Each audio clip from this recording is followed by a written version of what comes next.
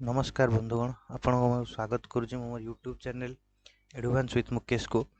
आज आम पढ़ा सब्सिडारी अलायंस बा सामंत संधि प्रथा विषय रे। सामंत संधि प्रथा कौन आम प्रथम जानिबा। सब्सिडारी अलायंस जाऊ कहती एवं किए प्रचलन करते ता विषय भी जानिबा एवं आर अन्य ना सब कौन सब अच्छी विषय जानिबा एवं आर सब संधिर नियम गुड़ी कौन कौन सब अच्छी ताकू भी बा शर्त गुड़ी कौन कौन अच्छी ये सब विषय आम जानिबा को राज्य मैंने ग्रहण करते। सामंत संधि प्रथा कौन? सामंत संधि प्रथा हूँ सब्सिडारी आइलैंड्स आ किए करथिले ना लॉर्ड वेलेस्ली प्रचलन करथिले। लॉर्ड वेलेस्ली कौन थे ना governor general of Bengal. Governor general of Bengal governor general Bengal थे केबेठू केबे ना 1798 माफ करेंगे 1799 1798 रु 1805 पर्यंत थे। सामंत संधि प्रथा किए करथिले ना लॉर्ड वेलेस्ली। ये लॉर्ड वेलेस्ली होचंदी से लोक जी कौन करथिले ना टीपू सुल्तान को हरई थे। जो टीपू सुल्तान को आम जानी जे मैसूर शासक थे टीपू सुल्तान। टीपू सुल्तान को ये कौन करथिले ना हरई थे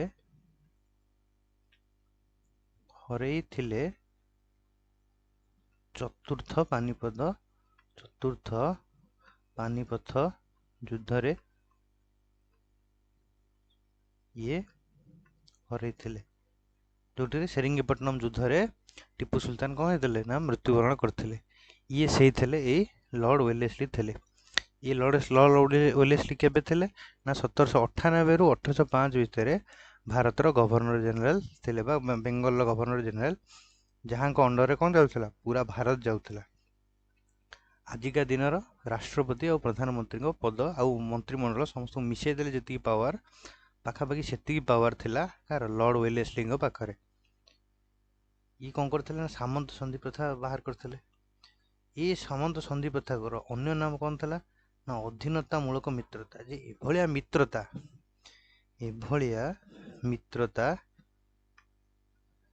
जो कौन होता ना जी ग्रहण करुला जी ये प्रथाटा को ग्रहण करिवो मित्रटा को ग्रहण करिवो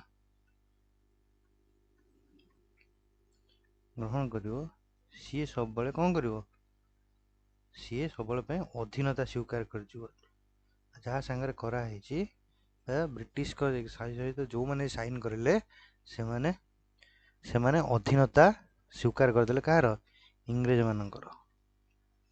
यहाँ इंग्रेजी नाम कहते सब्सिडारी अलायंस। देखा तापर कथा सार शर्त सब कौन कौन था। यार शर्त था कौन जो देशीय राज्य गुड़िक राजा यह ग्रहण करेंगे से कौन कौन करेंगे कंडीशन था जे से माने इंग्रेज मानकर मित्र हो इंग्रेज मानकर फ्रेंड हो गले फ्रेंड बा सांग हो कहार इंग्रेज मानकर सांग हो सांग हो गला पर कौन हम ना अधीनता स्वीकार कर आमर दी प्रकार राजा था गोटे है चक्रवर्ती राजा चक्रवर्ती राजा आ गोटे थाए कौन ना करद राजा थाए करद राजा। चक्रवर्ती राजा कहले कौन ना जे गोटे ही राजा थब गोटे बहुत बड़ राजा बा सम्राट जाऊ कहती अंडर एमती बहुत गुड़ा करद राजा थे जो मैंने कर देवे कर असूल करेंगे एमाने कर असूल करेंगे प्रजा पाखर भाग रखी जो भाग रहा भाग रखिकी कौन करेंगे चक्रवर्ती राजा को भाग रखी चक्रवर्ती राजा को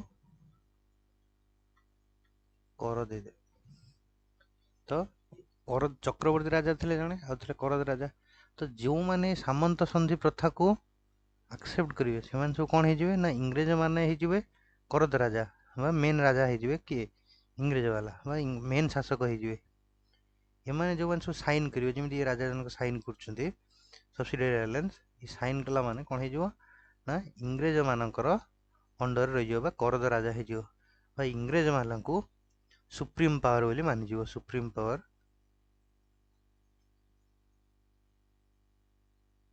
सुप्रीम पावर जा अर्थ हूँ कौन ना ये जो भारत भूखंड ये जो भारत भूखंडटारे केवल गोटे ही पावरफुल शासक अच्छी सी हूँ किए ना इंग्रेज किए ना इंग्रेज मानिगला कौन हम ना इंग्रेज मानकर मित्र ही अधीनता स्वीकार कर मु राजा निश्चिंत भाव में ये एरिया मनकर यहाँ ओडिशार ओडिशार जन जो राजा अच्छी या साइन करछि ताले से निश्चिंत भाव में ओडिशार राजा किंतु सी ब्रिटिश मान अंडर जाऊँगी ब्रिटिश वाला जहाँ कहे ताको प्राय मानवा को पड़ो।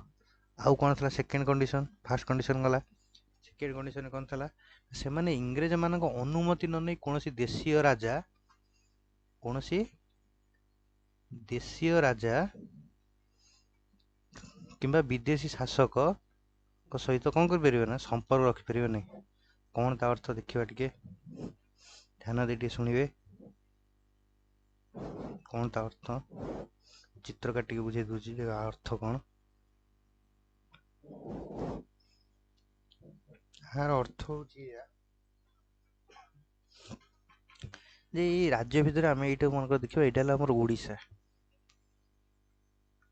ओडिशा मन सपोज ओडिशा सामंत संधि बा सब्सिडियरी अलायंस साइन करदेला साइन करगला पर कौन हम ना ओडिशार इंडिपेंडेंस बा तार जो निजर जो फॉरेन पॉलिसी अच्छी बा वैदेशिक नीति सी कौन कर ये मन वेस्ट बेंगल सहित किसी कथबार्ता कर कि तार संपर्क स्थापन कर महाराष्ट्र सहित किंबा गुजरात सहित किंबा आंध्र प्रदेश सहित ये जो तार जो पॉलिसी अच्छी बा जो सी जो चाहिए मन मुताबक ये राजा मान सहित कथबार्ता करी निजर गोटे पॉलिसी बनई पार मोर ये जिनसटा दियो भी देवी तुमको बिकिबी तुम्हें से जिनसटा दब ये जो सब पॉलिसी फॉरेन पॉलिसी एटा हो पार ना कौन सी देशीय राजा किंबा उनका फ्रांस गोटे पावर से था फ्रांस जदि कौन कर ना ओडिशार राजा साइन कर देछि सब्सिडियरी अलायंस सामंत संधि ताल तार फ्रांस रे जो राजा अच्छा फ्रांस सहित फ्रांस जो पॉलिसी में जो अच्छा ईस्ट इंडिया कंपनी है ता सहित भी कौन प्रकार संपर्क स्थापन कर ना कि अलग कौन विदेशी शासकों सहित भी तार संपर्क किसी रहा सी बिना ब्रिटिश को परमिशन रे कौन देशीय राजा देशीय पावर विदेशी शक्ति सहित कौन प्रकार संपर्क कौन प्रकार कथबार्ता ना कि ना केवल जहाँ ब्रिटिश कहे जार सहित जो राज्य सहित ब्रिटिश भल से राज्य सहित ये राजार भी भल हम जहाँ सहित आर शत्रुता सहित आर भी शत्रुता मित्रता हेले जहाँ ब्रिटिश को मित्रता आर मित्रता शत्रुता भी से जहाँ ब्रिटिश शत्रु जो पावर मैंने ब्रिटिश शत्रु से माने ये राजा भी शत्रु तापर कौन अच्छी ना निज खर्च रे दल इंग्रेज सैन्य को निज राज्य में रखिए तुम आउ गोटे कथा देख गोटे राजा निज राजा को बंचाए केमती कौन सुरक्षा केमती सुरक्षा दिए निज सैन्य सामंत रखिकी सैन्य सामंत रखी निज सुरक्षा दिए तो ब्रिटिश वाला कहला आम प्रत्येक राज्य सहित ये गोटे राज्य अच्छी ये गोटे राज्य अच्छी ये गोटे राज्य अच्छी ये राज्य परस्पर को सुरक्षा केमी दिखती ये राज्य सहित ये राज्य युद्ध हो युद्ध के सुरक्षा केमी ना प्रत्येक राज्य निजर गोटे सैन्य बाहिनी रखता जो मान को दरमा दिया हुए जो मान को जमी बाड़ी दिया हुए जे से माने सी राजा सपोर्ट रू लड़े तो जी सामंत किंतु ब्रिटिश वाला कहले जे समस्त को युद्ध रे हरैबा भारतर सब पावर मान को युद्ध रे हरैबा एते सहज कथा नुह से हरैबा पई गोटे बाट अछि जे बिना युद्ध रे आगो हरै हो को केमिति ना ये सामंत संधि थला ଏଇ ସାମନ୍ତ ସନ୍ଧି ପାଇଁ ପାଖାପାଖି 50 ରୁ 60% ରାଜା ବ୍ରିଟିଶ ଅଣ୍ଡରକୁ ପଳେଇ ଆସିଲେ ବିନା ଯୁଦ୍ଧରେ। କୌଣସି ପ୍ରକାର ଯୁଦ୍ଧ ନ ହେଇକି କ'ଣ ହେଲେ ନା ଏମାନେ ବ୍ରିଟିଶ ଅଣ୍ଡରକୁ ପଳେଇ ଆସିଲେ ବା ବ୍ରିଟିଶର ସୋଭରେନିଟି ବା ସାର୍ବଭୌମତାକୁ ମାନିଗଲେ। କେମିତି କ'ଣ ନା ଇଏ ଯେଉଁ ପଲିସି ଯିଏ ସାଇନ୍ କରେଇବ ଇଂରେଜ ମାନେ ଯିଏ ସାଇନ୍ କରେଇବ କେଉଁଟା ସାମନ୍ତ ସନ୍ଧି, ସେମାନେ କ'ଣ କରିବେ ନା ନିଜ ଖର୍ଚ୍ଚରେ କ'ଣ କରିବେ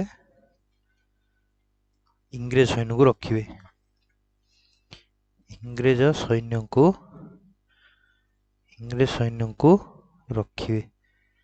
ଇଂରେଜ ସୈନ୍ୟକୁ ରଖିଲେ କ'ଣ ହବ ନା ମନେକର ଗୋଟେ ରାଜା ପାଖରେ 1000 ଟଙ୍କା ଥିଲା, ତା ଦେହରୁ ନିଜ ସୈନ୍ୟକୁ ଦଉଥିଲା 200 ଟଙ୍କା କି 500 ଟଙ୍କାର ଦଉଥିଲା, ଦରମା ଦଉଥିଲା। ଯେତେବେଳେ ଇଂରେଜ ସୈନ୍ୟମାନଙ୍କୁ ରଖିବ, ଇଂରେଜ ସୈନ୍ୟମାନଙ୍କୁ ମଧ୍ୟ ସେ 500 ଟଙ୍କା ଦେବ। ତ ଯଦି ରଖିବା ପାଇଁ ବାଧ୍ୟ ଇଂରେଜ ସୈନ୍ୟଙ୍କୁ, କିନ୍ତୁ ନିଜ ସୈନ୍ୟ ରଖିବା କୌଣସି ବାଧ୍ୟତାମୂଳକ ନାହିଁ। 5,000 ଟଙ୍କା ହେଇଗଲେ ପାଖାପାଖି ତା ପାଖରେ କିଛି ପଇସା ରହିବ ନାହିଁ। ତେଣୁ ସିଏ କ'ଣ କଲେ ନା ପ୍ରତ୍ୟେକ ରାଜା ଯିଏ ସାମନ୍ତ ସନ୍ଧି ବା ସବସିଡିଆରୀ ଆଲାଏନ୍ସ ସାଇନ୍ କରିଥିଲେ ସେମାନେ କ'ଣ କଲେ ନା ନିଜେ ଆଉ ସୈନ୍ୟ ରଖିବା ବନ୍ଦ କରିଦେଲେ। କାହିଁକିନା ଏତେ ଦରମା ସେ ତ ଦେଇପାରିବେନି। ତେଣୁ କ'ଣ କଲେ କେବଳ ଇଂରେଜ ସୈନ୍ୟମାନଙ୍କୁ ରଖିଲେ।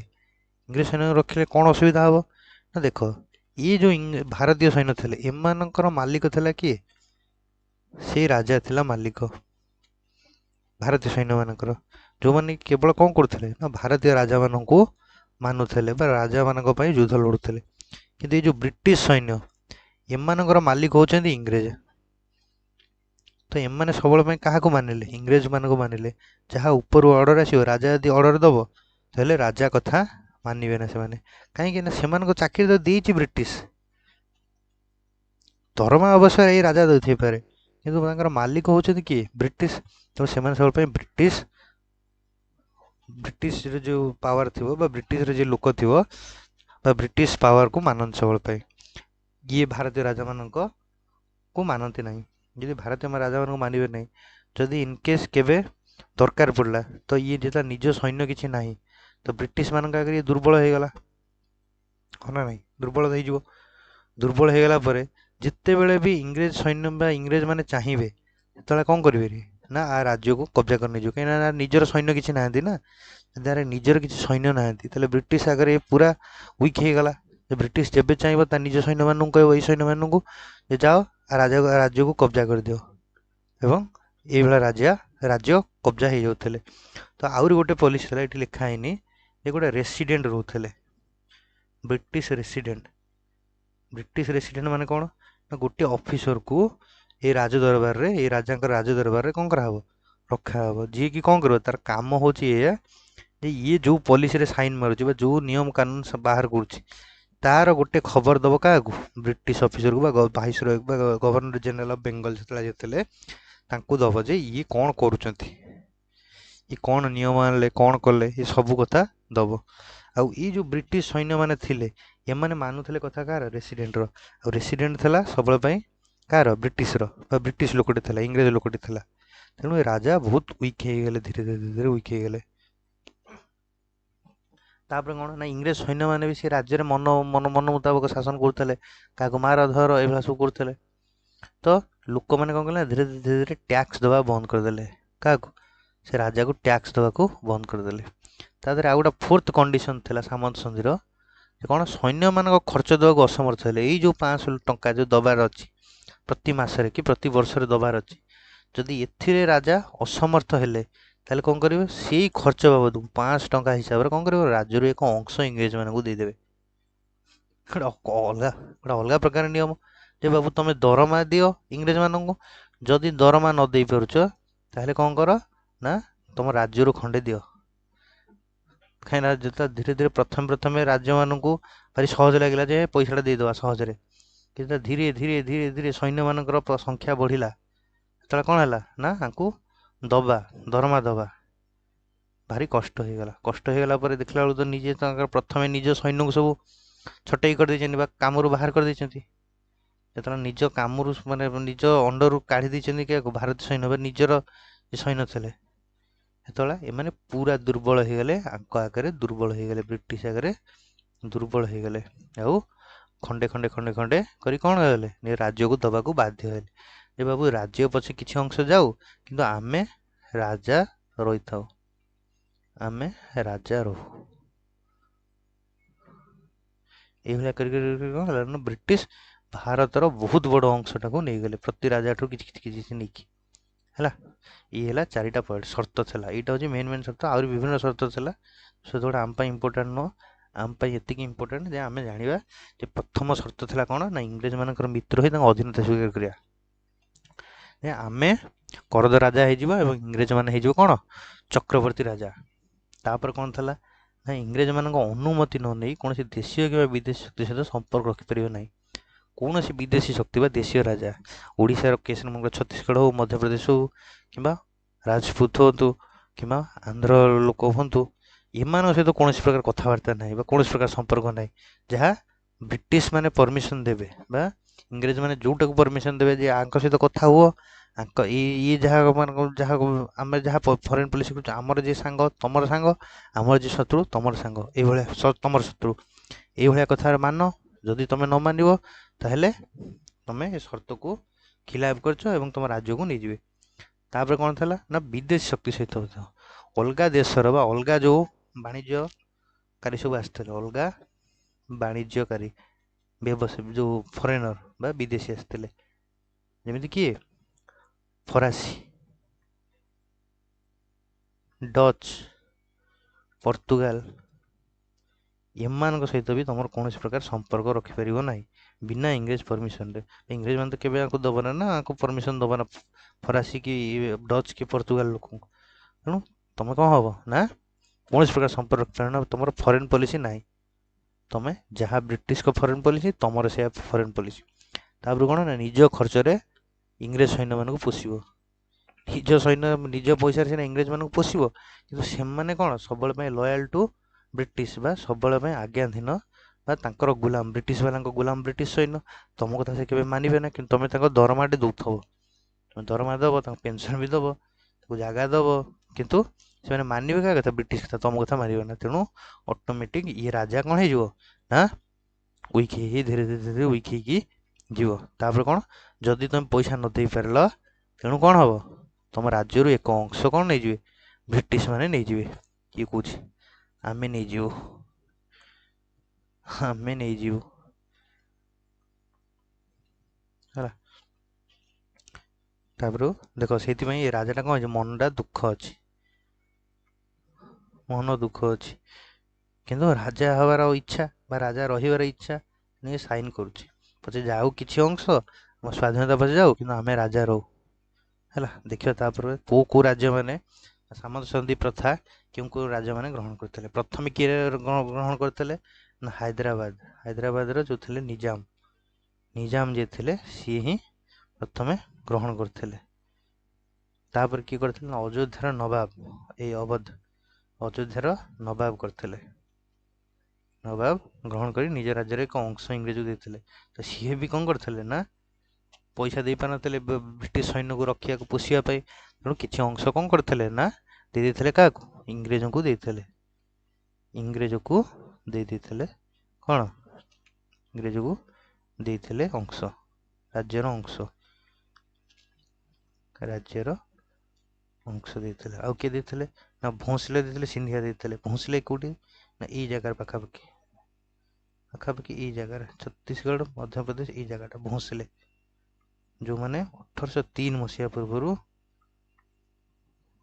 ଏମାନେ ସବୁ କ'ଣ କରୁଥିଲେ ଓଡ଼ିଶା ଉପରେ ଏମାନଙ୍କର କର୍ତ୍ତୃତ୍ୱ ଥିଲା, ଯାହାଙ୍କ ପାଖରୁ ବ୍ରିଟିଶ ମାନେ 1803 ମସିହାରେ କ'ଣ କଲେ ନା 1803 ମସିହାରେ ଓଡ଼ିଶାର ଶାସନଭାର ନେଇଯାଇଥିଲେ, ଓଡ଼ିଶାର ଶାସନଭାର। ତାକୁ ବି ଏଇ ଯେଉଁ ଅଛନ୍ତି ଭାଇନା କିଏ ଆମର ଲର୍ଡ଼ ୱେଲେସ୍ଲି ଇଏ ହିଁ ନେଇ ଆସିଥିଲେ।